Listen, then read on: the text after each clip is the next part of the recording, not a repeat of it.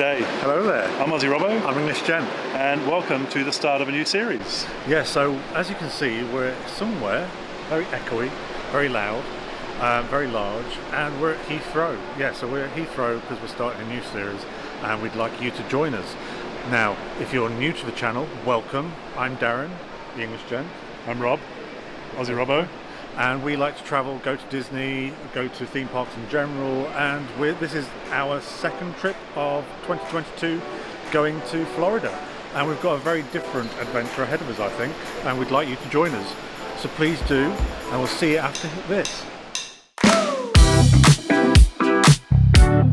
So I guess we should start from the beginning. Let's do a flashback to what was happening this morning on the beginning of our pre-travel day. We're on our way to... Where are we off to? Jack the Clipper. Jack the Clipper, so it's one of our favourite barbers, and the one we like is on Bow Lane near St Paul's. So yeah, we're going to get our hair did.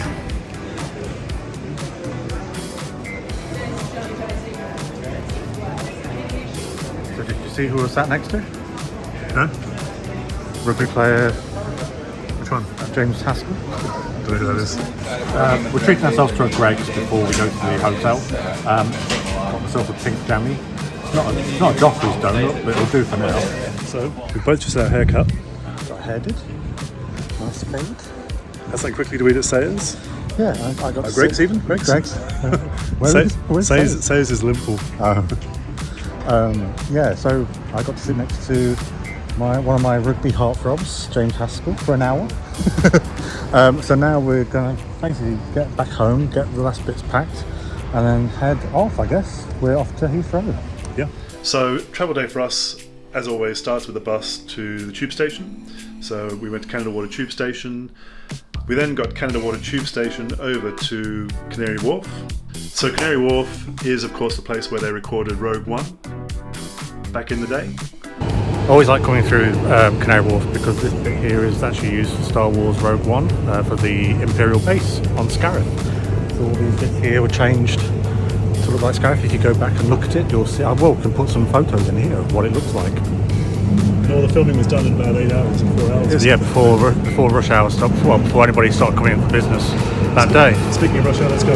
Yeah. So once we got the tube to Canary Wharf, we then exited the Canary Wharf station, which is of course where they shot Rogue One. And it's not so simple where you just change trains at the station. You have to exit the station. You go through the shopping centre, which is one of the easiest ways to get there without being rained on. Easy.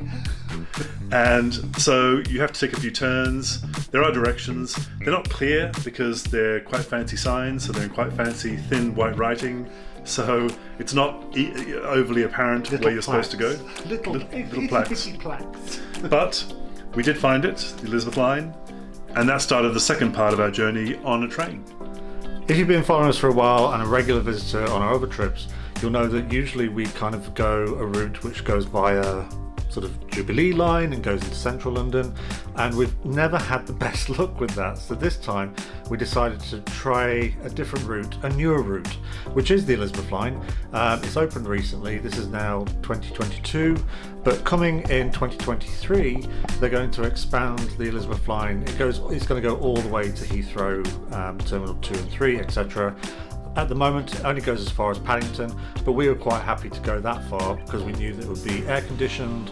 The actual service is really quite speedy. Also is loads of room, and it's nice and quiet, and it's comfortable, and we really enjoy it as a service. This is the second time I think we've done it, is it, Rob? It is the second time, yes. Yeah, and it's been easy each time. It is still a bit of a new station, so there's a bit of confusion with lifts. If you're doing lifts, normally we wouldn't be using this if we didn't have our suitcases. This occasion, it was a little bit back and forth. But yeah, it was really straightforward, really nice journey. Again, air conditioned, which is very important when you're in central London towards the end of summer and it's still very humid.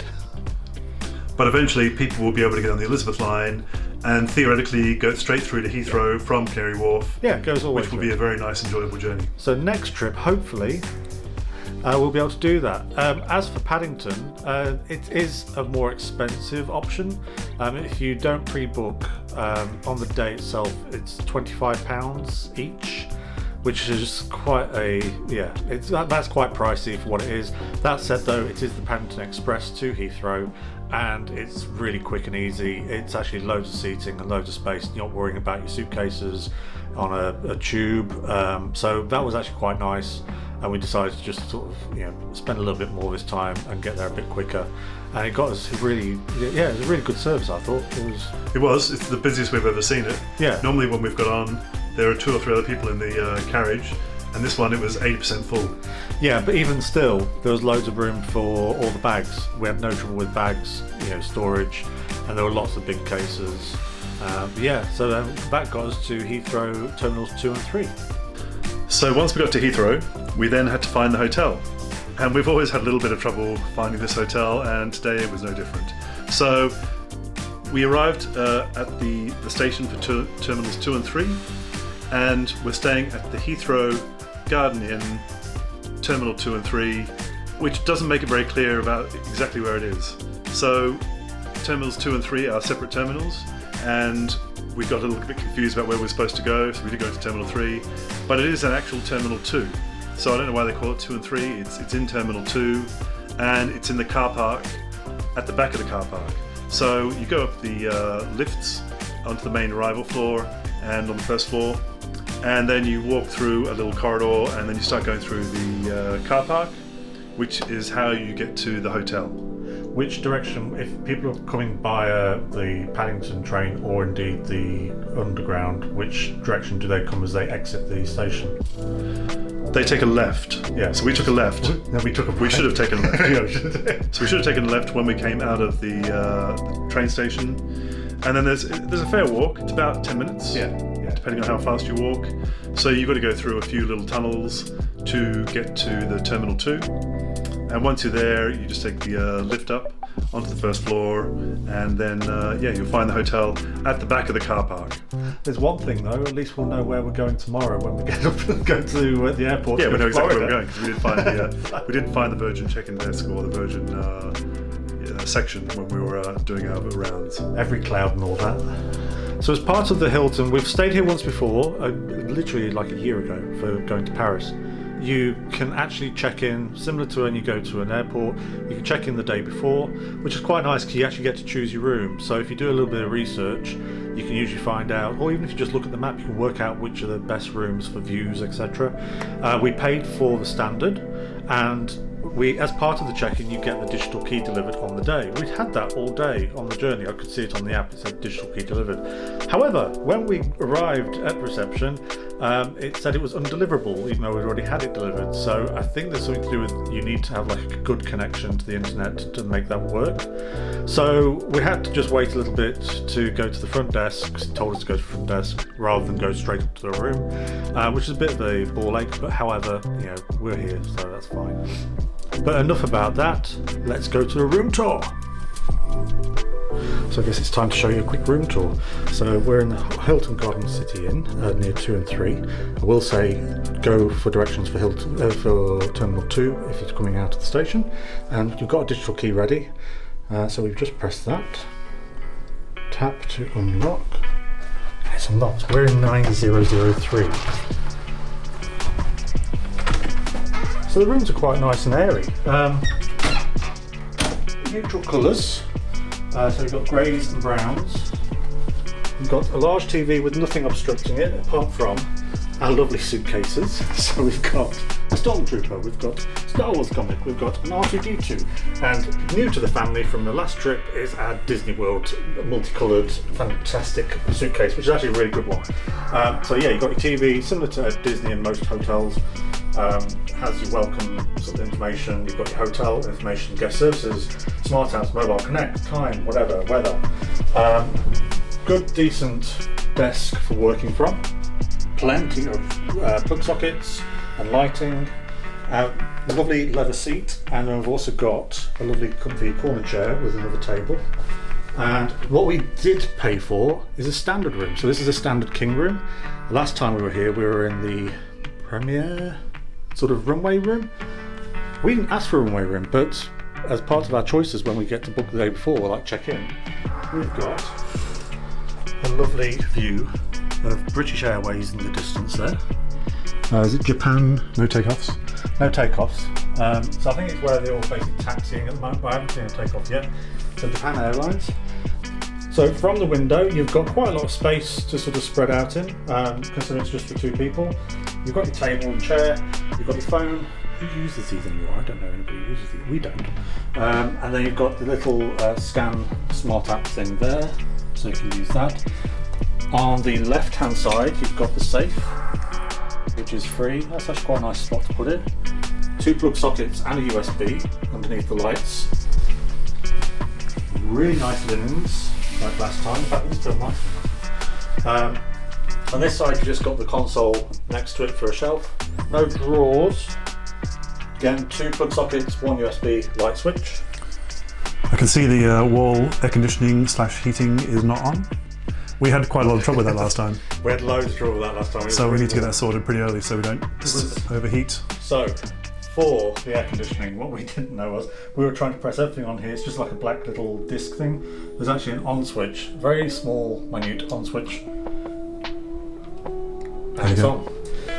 So next to that, to the air conditioning unit, we've got plenty of space to put hang clothes. We've also got the old ironing board underneath where you can put bags. You've also got the Iron? Cool. I don't use one very often, so Do you want it all? before you say it. You've got your hairdryer up there with different attachments, so another space to store things. And then you've got a bathroom. The bathrooms are really nice. I'm quite impressed with them. Very kind of high gloss. You're sharing a basin. There's no his and hers, hers and hers, his and his basins. The products were actually alright last time we were here. They provided plenty of fluffy. Actually, yeah, they're alright. Half decent towels, but plenty of them. The lavatory, and then a step-up shower. And it's a rain shower, which is one of our favourite types. We like a rain shower. Yeah. And no bath, which is great. Got the products. Yeah, we've got choice of products as well. And Crabtree's a really nice brand to actually have. Yeah, so that is the standard room in the Hilton Garden City, Terminals 2 and 3. Is this a light switch or is that for... This is for all lights, so Okay. it switches everything on and off. It's like a master switch, I believe. There is... You've got your lock, you've got your no thank you. So it's not needed this time. Yeah, so I'm quite pleased with it. Well, room tour's done. Now it's time for dinner and then for a drink later on. Just one. I need more. So as you've probably seen on a previous trip, you're kind of limited with restaurants and places to eat, not airside, so i.e. before departures. So to be honest, we quite enjoyed it last time, so we decided to come to the Apron restaurant again. So it's on the first floor of the hotel. It's just 1 floor down from the reception. And yeah, they've got quite a wide range of sort of things to eat and drink, so I'm quite looking forward to this. And we've got a nice seat next to the runway again. So for our order, we both went for the same thing. I actually really enjoyed the butter chicken last time, so we've both gone for the butter chicken again, which is like a tikka masala chicken. And we've also ordered some vegetable gyoza to share, and just Coke to drink with some still water. How much are the courses generally? So our course is £19.50, I believe, and the starter is £9. Yeah. So all the prices range for main meals between £15 and £20, basically. Yeah, And, I noticed a lot of them were like starters 19. are all around the £10 mark. But I'm actually really excited about this meal. I enjoyed it last time. It feels like a different atmosphere than last time. It feels better, because last time we were here was a year ago, basically a year and a week ago. But it was a lot quieter because COVID was still lingering in the air. Well, it was still quite a full force. So we were all wearing masks to go places and things, but no, it feels like a lot better atmosphere this time than when we were here last time. Yeah, I think definitely there's a better atmosphere here. They've even got a little bit of mood lighting, but it's yeah, just with plastic. Anybody who's a regular to our channel knows that I love to dip. Anything that's got dips, I'm in there. This is amazing. So we've had a nice meal, and now what do we need? We need nice drinks, so we're off to the Runway bar. So we are definitely big fans of dumplings, or we know them as gyozas from Wagamama's, and we're going to be having some more dumplings while we're on this trip to Florida, but these were a really good way to start. They were vegetable, however they were packed with flavour and packed with filling, and I was actually quite impressed. Normally we have like chicken ones, but these were better than the chicken ones we're used to, and the dip was amazing.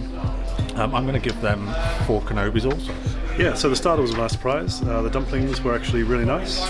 The sauce really packed a lot of flavour, so I'll give that 4 shrimps and a barbie. I'm not a big meat eater, but so we both had the butter chicken masala, and it was outstanding. I think the only thing that would let it down for me would be the naan bread that came with it. It's a bit kind of, you got 2 little ones, but other than that, yeah, awesome, really, really nice, so rich. I would give it 4 Kenobis. And the main, I really enjoyed the main. I thought it was fantastic. The sauce was great. I mean, it was last time, but this time it was just as good again, if not better. And I think the only problem I had with it last time was the naan bread was a bit hard, but this time it was very soft. The whole meal was fantastic. I really enjoyed it. 5 out of 5. Shrimps and a barbie. Bonza. Yeah, okay. I would definitely recommend that restaurant. If you're going to be staying in this hotel, I think it's a great little restaurant. You've got views of the runway and stuff taking off, and the food we had tonight was really, really good. So yeah, I definitely recommend that restaurant. It came to 62 quid, including gratuity. Yes, 62 including. They include gratuity. They tell you that on the bill. And so the main meals were about £19.50 each. The Cokes were about £3 or £4 each. We had a bottle of water and a starter, which was £9. So it came to 62 with tip. Where have we ended up then, Rob? So we are back in what I think is one of my favourite all-time bars. Not that I have a whole list of bars that are my favourites, that we know of. But if I did, this would be one of the top ones. You're in a bar on the 14th floor. So Darren, what have you ordered? I've ordered a daiquiri, which I haven't had for years. So it's white rum with lime juice and golden syrup. So I'm interested to see what this one's like. Got quite the kick. Quite refreshing, very fruity. Has like a kick to it, like a tart kick to it. Quite sweet. So I have ordered the same thing I ordered last time, which is a porn star martini. I enjoyed it quite a lot last time, so I'm going to go for the same thing. You enjoyed it quite a lot. And then I think we had this debate last time. But what do you drink first, the prosecco or the liqueur? I'm not sure actually. I'm going to go for this one first. We've got enough there to try both, so. How many would you give it? I'll give it a solid 4 shrimps and barbie. So I've gone for a second round because we're really enjoying ourselves. So I've gone for one of their specials, which is the Mad Monk, which is, this is going to make me feel so sick, I think. Bailey's, Kahlua and Frangelico shaken with cream. So just after I've had like lime, let's go for a bit of cream. So it's really pretty on the top. Might be that one. Yeah, that one. That's so nice. It's nice. Very creamy. Kind of like a milkshake, but without the kind of thickness. Right. Really easy to drink. Not like got a kick to it or anything, it's just like a real nice, creamy, kind of like a better version of Bailey's. Like I've tried Bailey's and it's a bit sicker, but this with all the other things is beautiful, really silky. So what's Mr. Robert gone for? So I have gone for a strawberry Basilito. I've never even heard of it, but it's absolute strawberry vodka infused with fresh strawberry, basil leaves, and fresh lemon juice. And you chose this because of the basil leaves, didn't you? It's so cold that the side of the glass is actually freezing up. Looks kind of crystalline. It feels very syrupy. There's like a strawberry kind of syrup thing going on. It's not quite what I expected. In a good way or bad way? Just not quite what I expected. I mean, it's fairly well made. I'd give it a 3.5 shrimps and a barbie. I just thought I didn't even give mine a score, did I? I'm going to give this a 4 Canobis. Yeah, 4 Canobis, because this is a really good, for a cream-based drink, like a heavy cream. Heavy cream. Yeah, it's really nice. Really, really nice drink. He's scaring me.